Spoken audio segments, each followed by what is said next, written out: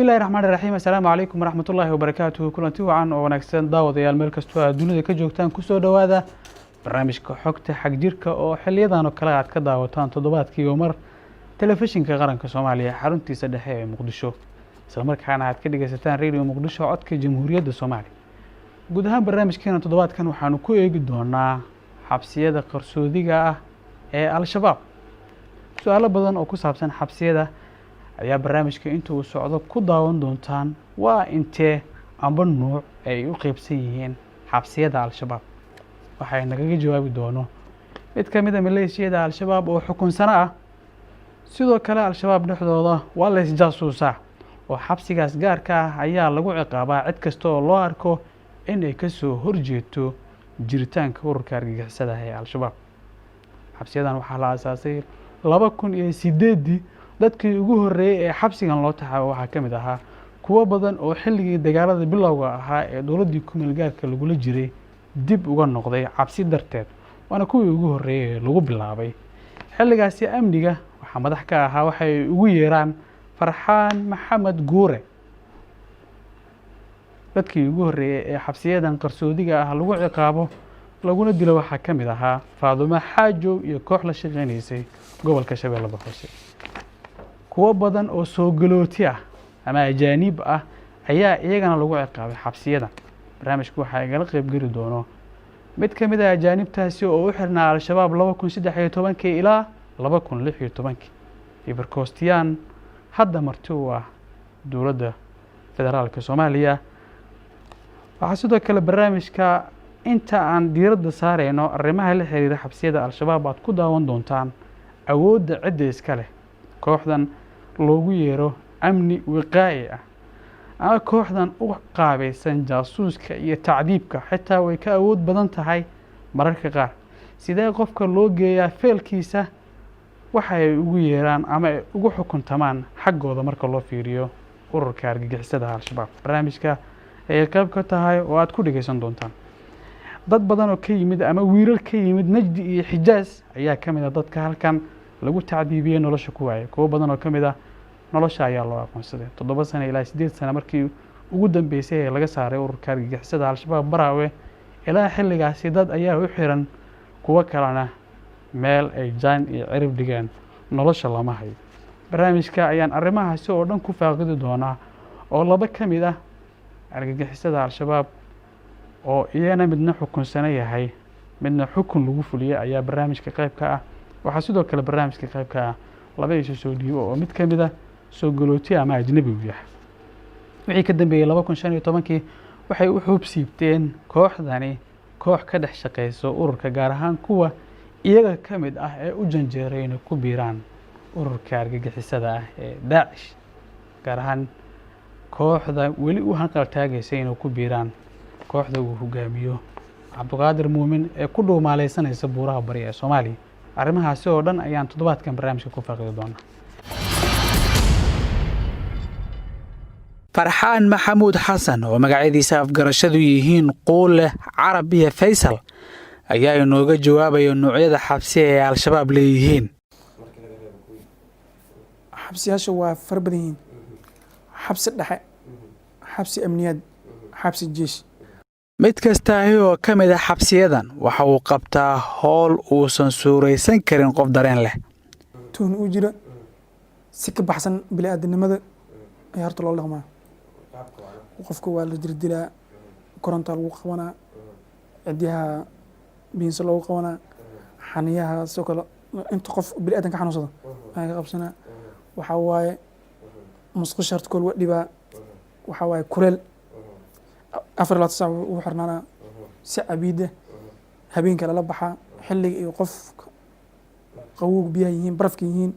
qof xabsi ku jiro oo dhibaataysan in islaami biyaha lagu shubo la balbalaa wala garaaca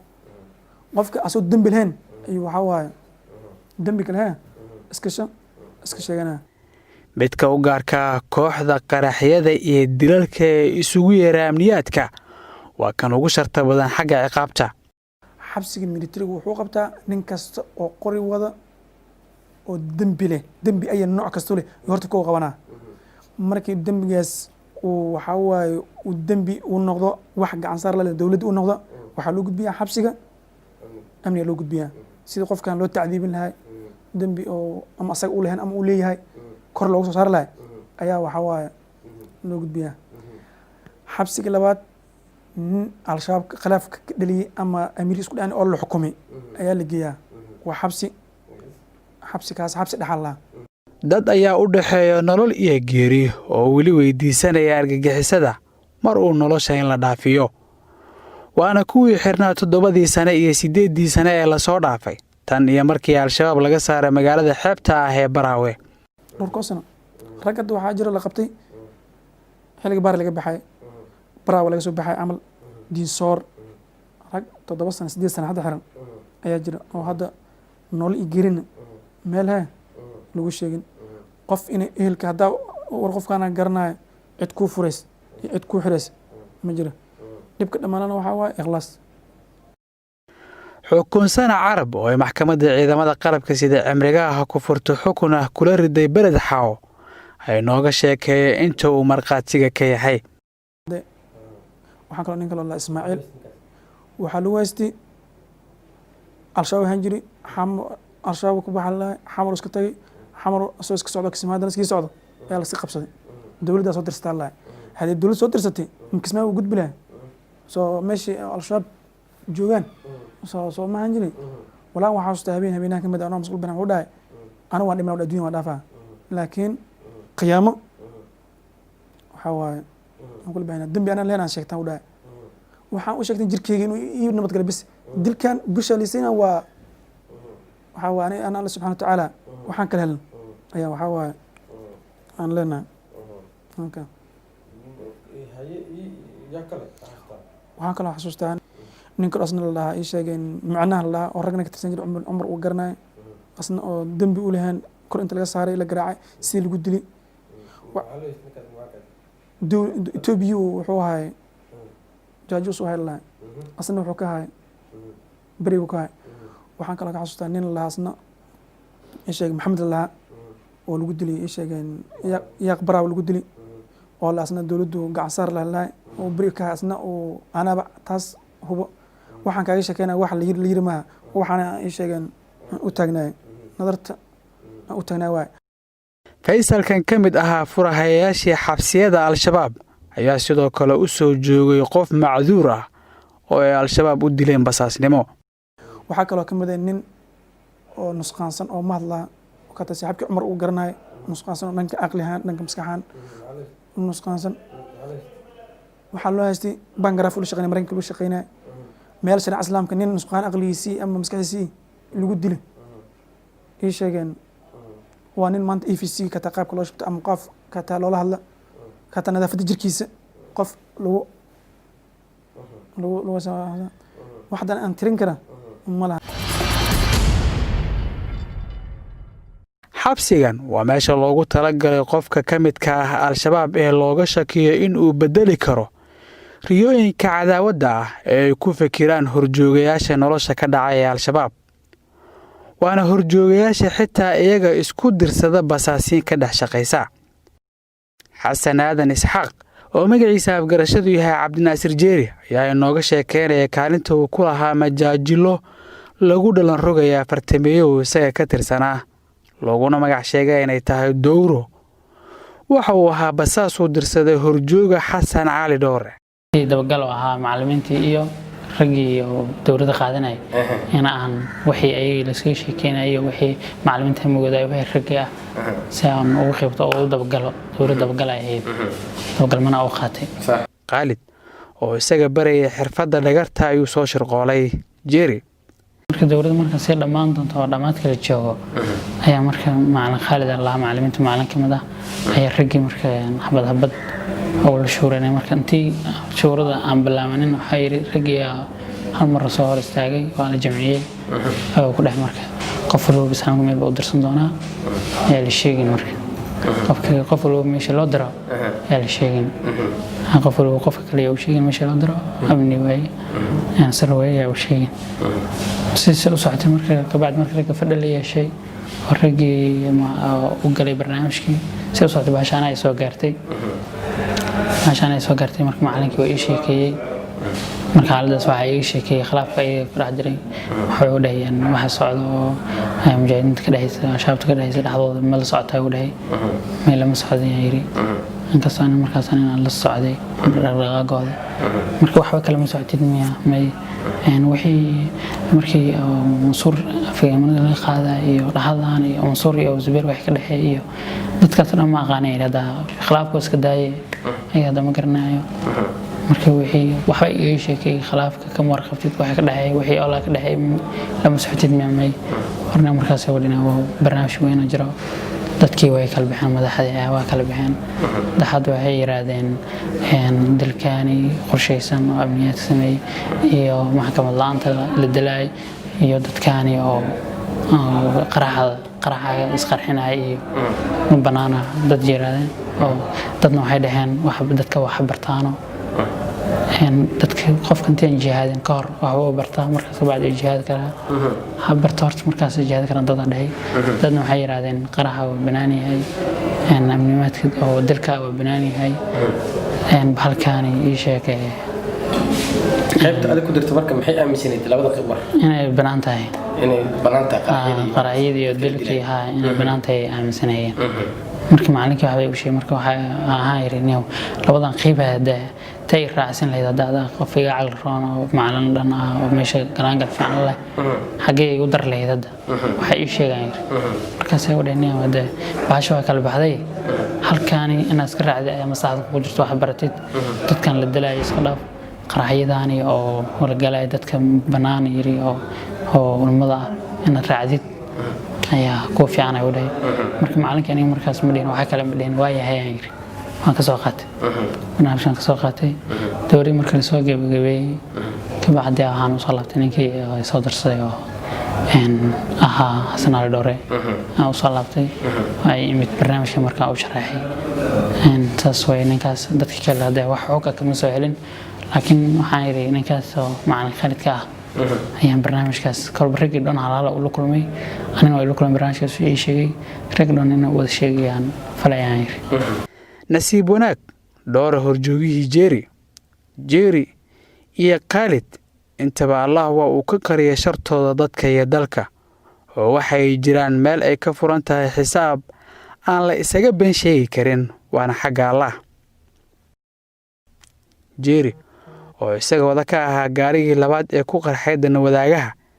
intii ay ciidamada amniga hubinayeen baaristiisa maalintii xasuuqa shacabka ee Zobe 14 Oktoobar 2017 ayaa xukun dil ah ay ku riday maxkamadda ciidamada qalabka sida lagula fuliyay fagaaraha cadaaladda iskool booliisiya sanad kadib 14 Oktoobar Jeeri waxa uu sidoo kale ahaa hagaha iyo maskaxda weerarkii 14 Oktoobar ay dadka shacabka ay ku baabeen Maxamed Fatika oo caan ku ahaa Zubayr al-Muhaajir waayihiisa al-shabaab waxa uu u xirnaa argagixisada intii u dhaxaysay 2013 ilaa 2016 Ifarkostiyaankan Soomaaliya soo galay xilligii maxkamadaha waxa uu ahaa farsamayaqaankii daabacay muuqaalkii ugu horeeyay ee al-shabaab ku baahayso internetka iyadoo isticmaalaysa magaca Al-Kataib joogitaankiisa al-shabaab waxa uu ka gaaray hogaaminta guddi farsamo oo xalliya khilaaf al-shabaab ka dhex jiray gaar ahaan dhinacyo kala taabacsanaa gudanihii dhintay iyo Sheekh Mukhtaar Roobo Abu Mansuur laakiin guddigaasi waxa uu u xoobsiibtay guddi maxkamadeed oo aan la fulin soo jeedintiisii iyo awaamirtiisa intaba Zubayr al-Muhaajir waxaa la xiray galab maqrib ah oo nolosha loo aqoonsaday Afgaan iyo Macallin Burhaan gudaha Baraawe waxaana xilligaasi loo sheegay inuu xukuman yahay waxa uu ahaa ninkii ugu horeeyay ee Twitterka ku shaaciyay khilaaf al-shabaab ka dhex jiray gaar ahaan fariin uu u diray al-Qaacida Afgaan oo ciwaankeedu ahayd ana nadiirul curyaan Zubayr al-Muhaajir oo dabayaaqadii Oktoobar 2019 isu soo dhiibay hay'adda nabad sugidda ee sirdoonka qaranka ayaan weydiiyay su'aalo ay ka mid tahay maxaa kuugu yaab badnaa intii aad joogtay Soomaaliya laakiin waxa uu ii sheegay waxa maanta aan idin la wadaagayo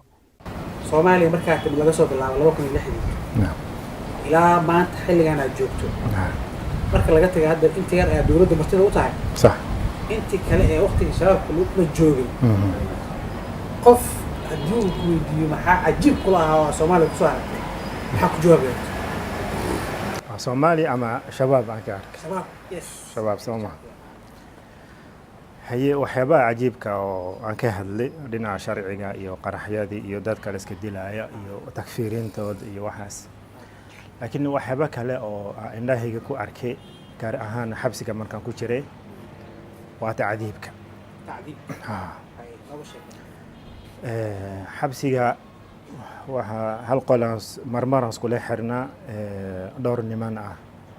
oo dhalinyaro ah oo ay ku tuhmeen waxyaaba oo basaasnimo iyo waxaas gaar ahaan waxaa ka mid ahaa nin oo dhalinyaro ah Cabdullaahi Geeli la dhihi jiray markaan xabsiga markaan ka soo baxay waa maqlay inay toogteen waxay ku eedeeyeen howlgalka oo Faransiiska ay ku qaadeen Buulamareer ay ku eedeeyeen bas anigoo qolkayga ku jiro waa laga geliyey wiilkan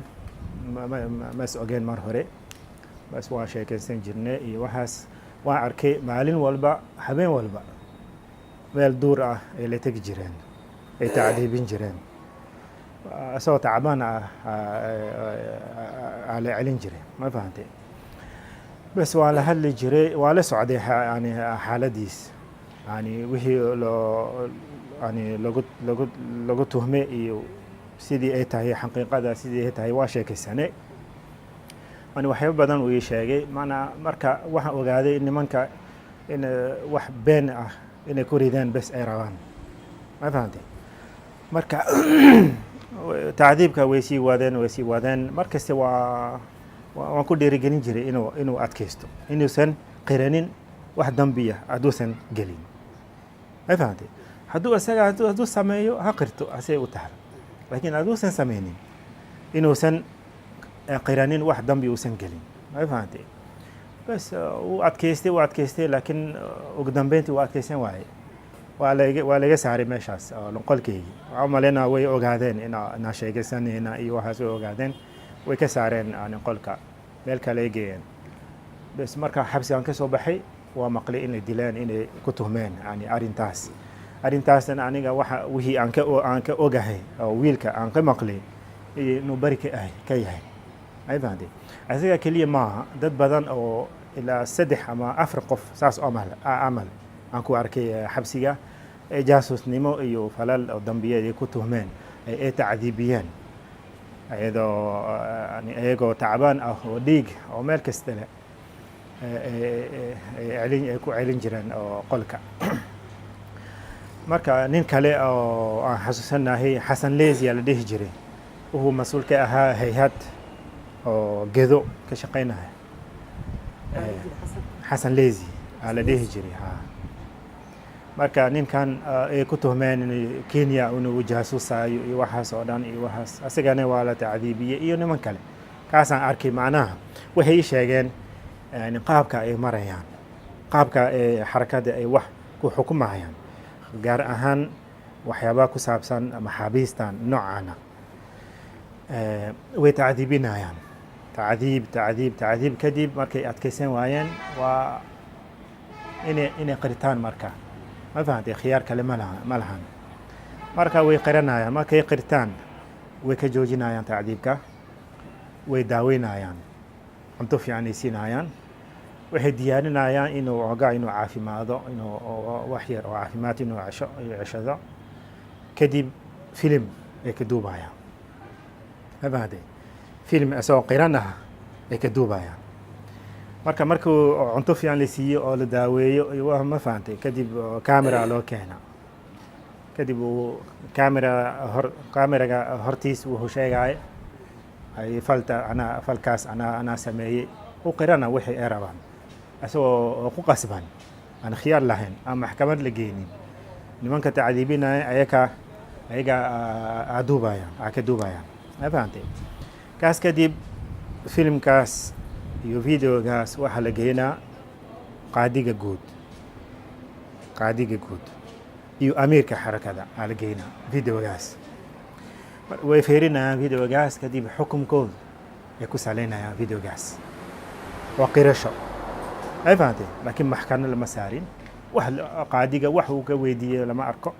أي فهمتي مركا فيديو جاس كدي مركي فيريان بس أي ولقوا حكمة دلت وقشة لقوا حكمة جاسوس واي مرتد واي وحزي ده يعني كدي فقارة كان عيان قاعدة أو وح ما أو وح كأخنا ماشاس وح لما سعنين أصلا ما فهمتي وهو لا ميري واي أنت شيك أنت شيك أنت شيك وأنت فحقيقة ده حكم كاس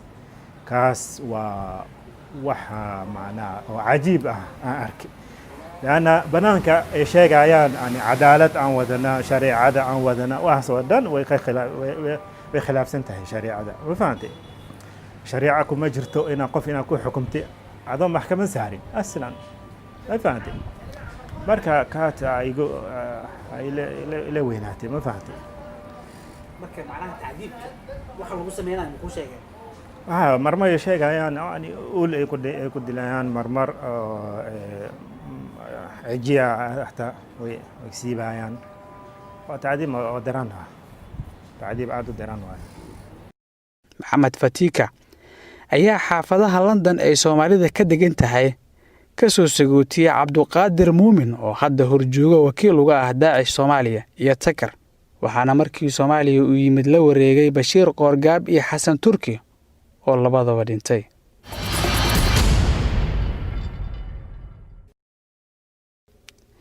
saciid cabdulla dilib oo isaga ka mid ahaa al-shabaab intii u dhaxaysay 2008 ilaa 2018 kana mid ah dadka ka haray fikradaha xagjirka ah ayaa ila wadaagayo xog la xiriirta xabsiyada qarsoon ee al-shabaab dadku ku cadaabaan wiqaa'iga ma taqaana waa amni daakhili wuxuu ku maqan yahay xarakada dhexdeeda maanta waxaa laga raadiyaa ma taqaana oo waxay ku leeyihiin jawaasiisaan raadinaynayo qofkay rabaan inay qabtaan xaqiiqatan dhalinyaradaasa ujeedado maxaan ku irahdaa iyagoo maaragtay kalarka lahay la keenaya barxadaas mataqaana la dilay intooda badan wax maaragtay ii sheeg shaqo ku leh kiisaskaasi u dilayaan ma ah dilib waxa uu ka mid ahaa faraacyada warbaahinta iyo amniyaadka oo uu ka gaaray darajada bare ama macallin waa sidee dumarka al-shabaab ugu jira xabsiyada bal ha inoo sharaxo saciid cabdulla dilib مثلا حبسيدا gabdhii soo xiraan ay u xiraan maaragtay shay jaasuusnimo gabdhihii waxaa ma taqaan xabsiga waxaa mushrif ka ah raggiya maxaan ku yiraahdaa ay shay gabdhii tacdiibinay raggiya isjawaabay marka islaamnimay sheeganayna sharciga islaamka meesha kaga jirto inuu nin rag maaragtay gabar istijawaabo oo xabsigan isaga mas'uul ka noqdo dawladda gabdhuhu way soo qabataa lagu eedeeyay shaabnimo laakiin rag lama tacaamulo xabsiga ku jirto gabadha waardiyiisu agteeda in rag mista ay jiro baari waxaa u noqotay gabar kiiskeedana waa la fududeeyaa intaa maaragtay shay meesha ku jira gacan dawladda ku jira kiis badan oo gabdhahan arkay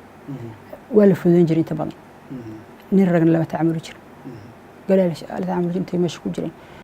masabidashada qofka nolosha loo dhaafiya al-shabaab dhexdooda waa astaan kale oo aysan ka zuulin sida ina geele oo loo dilay dilkii gudane waxaa aad ula yaabay ninka leeyahay gudane uu nambarkiisa raadiyay oo maxaa wiilasha la socday gudane yarka ma taqaan ay u dileen waxay leeyihiin way goorxin xataa waxay leeyihiin gudane wiilasha la socday nambaradooda ninkan raadiyo helay wiilasha gudane la socday ninkan ma yaqaanaba aqoon buu ma laha wuxuu nambarkooda raadiyaa ma yaqaan waxaa kaloo la yaabay nin la yiraahdo maxamed geele cabdulle nin iska qabliyo ahaa maaragtay shay oo xamiyadii ma taqaan qabiilka ay ku weynta laakiin waxaasi waxay leeyihiin maaragtay $4,000 waxaa sii ma taqaanaa ii shay carabi $4,000 maaragtay ii shay aniga waa aqaana meeshu ka keen aadan ninkaas u aqaana ciddiisa aqaana $4,000 dhul ku lahaa maaragtay ii shay weli ciddiisa kala dhex walaalihiisa kala dhexay oo wuxuu gatay ku yaal suuq xoolaha saasuu ma taqaan dhulku ugu gatay carabigana wuxuu baahan ayaga la shaqeeyo carabiga ma taqaan leeyihiin malyan ma taqaan ninkaa u ballan qaaday lacagtooda inuu heen jiray lacagta shabaab ma taqaan amniga oo heen jiray $200,000 hadda xamar uu joogaa kolley wuxuu la shaqeeyay maqan laakiin xamaran ku ogaa lacagooda heen jiray tan labaad carabiga bixitaanka wuxuu dalban jiray 2012 maruu dhigay ma taqaan amirka weydiisan jiray mar walba inuu fasaxo waa loo diidanaa ta kale ta saddexaad markuu baxay carabi wuxuu hayo ugu wareejiyey gawaariyuu hayo wuxuu hayo lacag intaba ugu wareejiyey waxaa taas ka sii daran wuxuu soo maray markuu baxay maarata shabaabkii dhex maray ninkan hadduu nin jaasuus yahay oo maaragtay sheegay erboorkiiba ka bixi karaa maarata qolyaan la shaqeey maxaa ku kalifmataa inuu shabaabkii soo dhex maro haddana weliba khatarta maarata eleeda ogyahay marka saasoo kale rag noocaas oo kale waxaa laysaga dhijaatay mara kolley rag mataqaanaa meesha ragaa dhex fadhiyo shaqaysanayo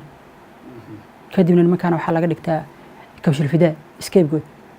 guud ahaan barnaamijkii xogta xagjirka oo aan idila socodsiinaya anoo cabdiqaadir ciise intaa ayaan kusoo gabagabeynayaa kan iyo barnaamij caynkan oo kale intaynu toddobaadka dambe ku kulmeynana waxaan idinkaga tegaynaa sidaas iyo nabadgelyo asalaamu calaykum waraxmatullahi wabarakaatu